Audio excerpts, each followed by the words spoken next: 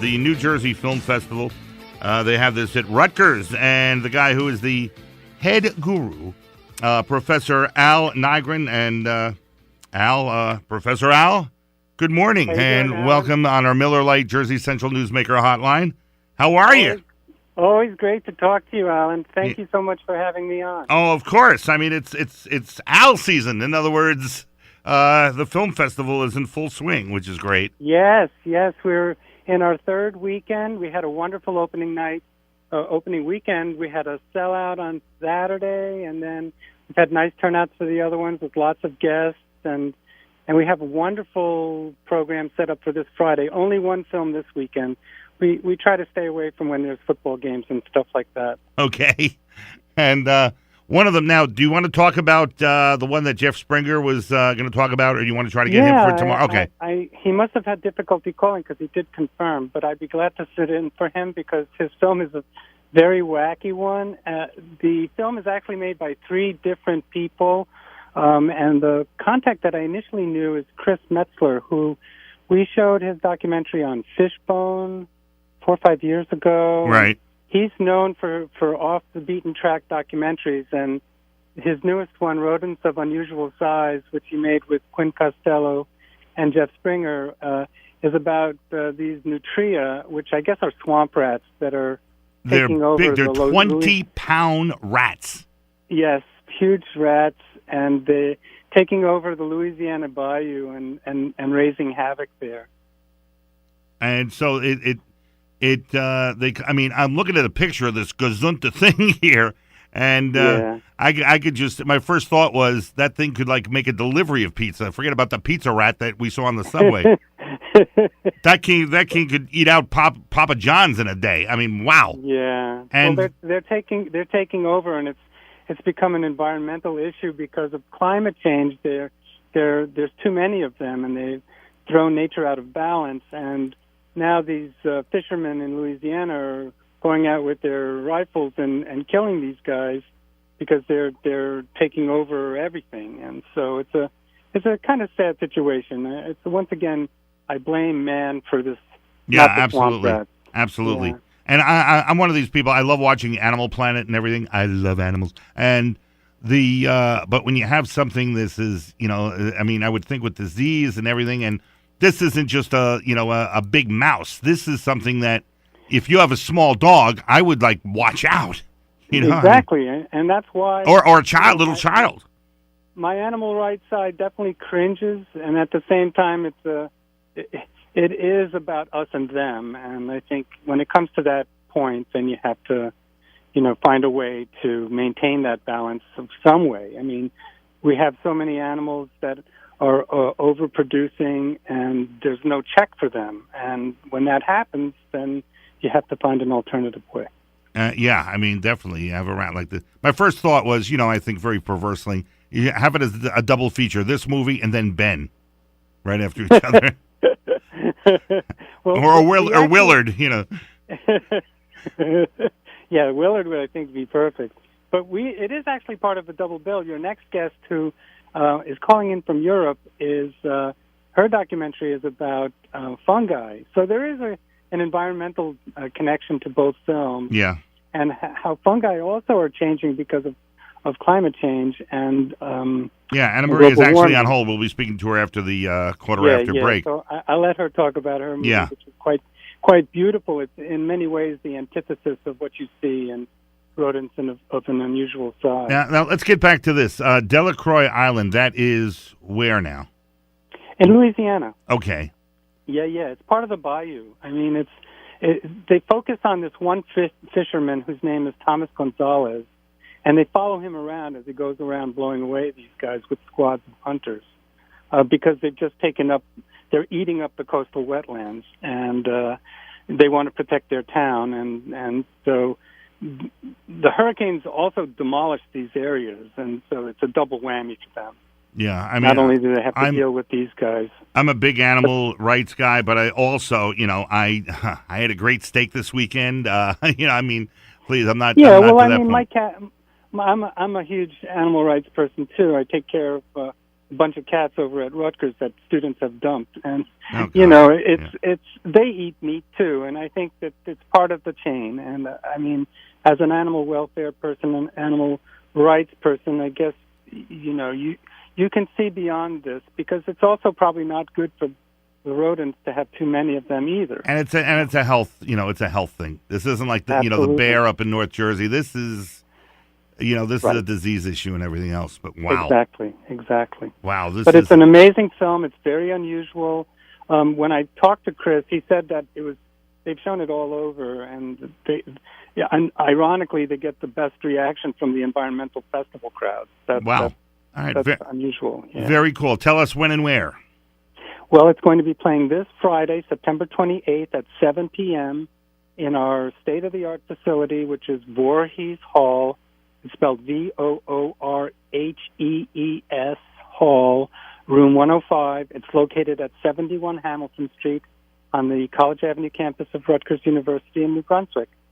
General admission is $12, $10 for students and seniors, and we'll have, two great documentaries. They're about an hour long each. You know what you should do? You should do like little cute giveaways, like for a movie like this, thing of cheese to everybody entering or something like that.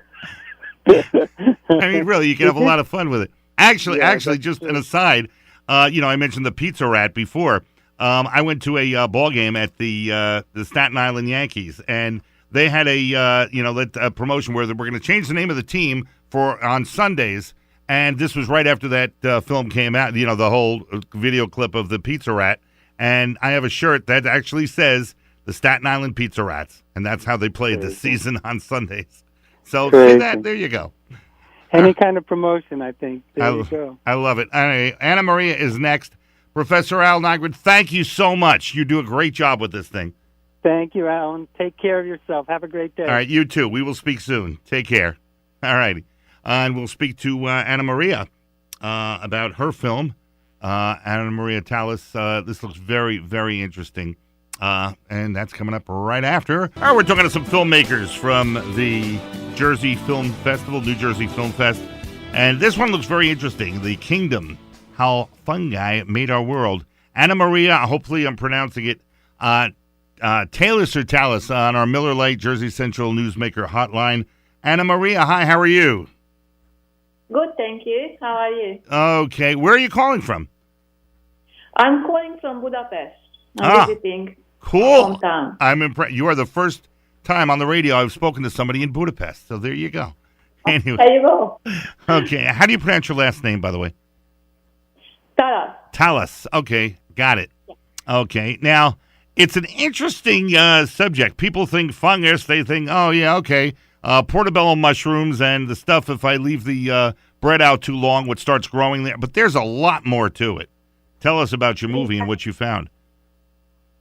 Well, it was pretty much the same for me. I couldn't think of more boring subject, to tell you the truth, when someone approached me. But then I had another thought, and I was thinking that fungi has their own kingdom, and there ought to be something really very interesting.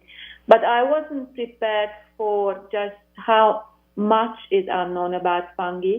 And no matter where I look, Wikipedia or other first-line research documents, there was nothing really. So there was no story put together about fungi. So I digged into science publication, by and large from Google Scholar, and pieced together the evolutionary history of fungi or fungi. People from different countries call it in different names. And then the surprising things were coming out, which is without them, we won't be here talking. Okay. Explain that one, please. Yeah, well, it's a cascading event spanning over 1 billion years. Fungi were the first multicellular terrestrial organisms. Really? And yes, which is on its own very interesting and surprising thing. What was there 1 billion years ago on the surface of the planet were bacteria and viruses. And fungi joined that group and they created crust-like communities covering the surface of rocks. And because they are they are built from a tiny filament, hyphae, they were able to mine those rocks and pulverize the rocks, taking minerals out and, just surviving by carving out their existence. And that was very important for, 500 million years later when plants were making the leap from fresh water to land. Right. And then plants rely very much on fungi to supply them with things that were scarce on land, which is water and minerals that are essential to operate their biochemical mechanism, that biochemical machinery, anything a plant needs to do on a cellular level. So fungi were supplying essential minerals to that. Wow. So people don't realize. So without fungi, you would only have a planet with 20, 30 centimeters tall moss. But there won't be any other plant life, and there won't be any animal life. Huh. Because fungi helping the first land plants, they were assisting in changing the atmosphere from carbon dioxide-rich atmosphere to oxygen-rich atmosphere. And that's what you need for the development of animals, not the tiny little, unicellular animals, but for advanced animals. Right. So it's next time somebody sees a toadstool or something, you should say thank you, because we wouldn't be here if not for them. Anyway, your film is showing tomorrow evening. It'll be at Voorhees Hall.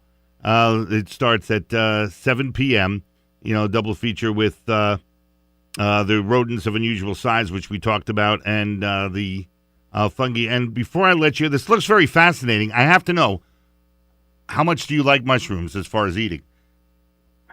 I just had mushrooms in the last couple of days, and I'm eating mushroom soup today. There you go. I love it. That's great.